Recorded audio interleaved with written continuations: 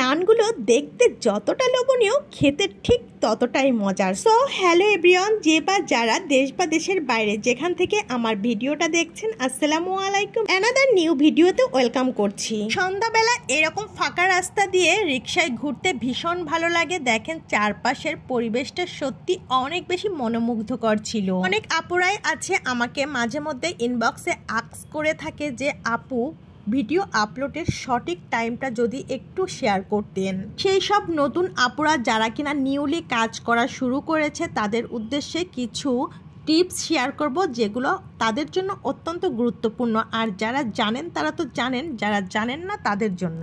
যারা একেবারে নতুন পেজ খুলে কাজ করতে চাচ্ছেন কিংবা শুরু করে দিয়েছেন তারা কিন্তু প্রথমেই পেজ খোলার পরে অনেকগুলো ভিডিও একসাথে আপলোড করবেন না। প্রথমে আপনার পরিচিতি বাড়াবেন, এতে করে দুই একটা পোস্ট আপনি করতে পারেন আস্তে আস্তে। প্রথম দিন হয়তোবা আপনি একটা দুইটা ছবি কিংবা লেখা পোস্ট করতে পারেন, তারপরে দিন দুইটা পোস্টের সাথে একটা রিল অ্যাড করতে পারেন। তবে 2-3 দিন যাওয়ার পরে আপনি আস্তে আস্তে একটা লং ভিডিও আপলোড করতে পারেন, সাথে আরও একটা রিল ভিডিও অ্যাড করতে পারেন।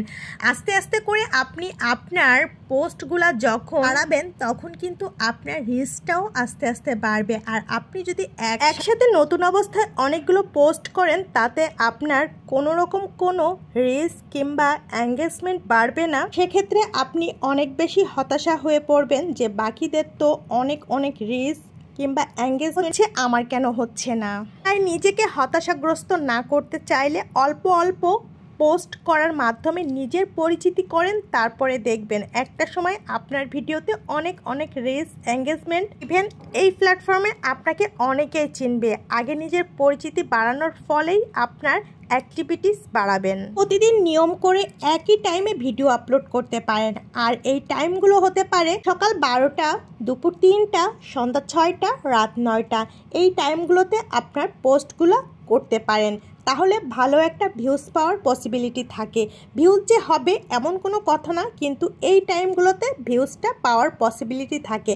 কথা বলতে বলতে আমাদের কিন্তু খাবারটাও চলে এসেছে। আর এই খাবারটা কী যে লোভনীয় ছিল, দেখতে যেমন লোভনীয় ছিল, খেতে মাশাআল্লাহ অনেক টেস্টি ছিল। দেখেন এটা হলো কাশ্মীরি নান, দেখতে অনেক ডিলিশিয়াস, লোভনীয়। এটার উপরে যে ডেকোরেশন সত্যি প্রশংসনীয়। গার্লিক নানের ডেকোরেশনটাও মাশাআল্লাহ দারুণ ছিল। কাশ্মীরি নান দুটোর ডেকোরেশন অসম্ভব সুন্দর ছিল।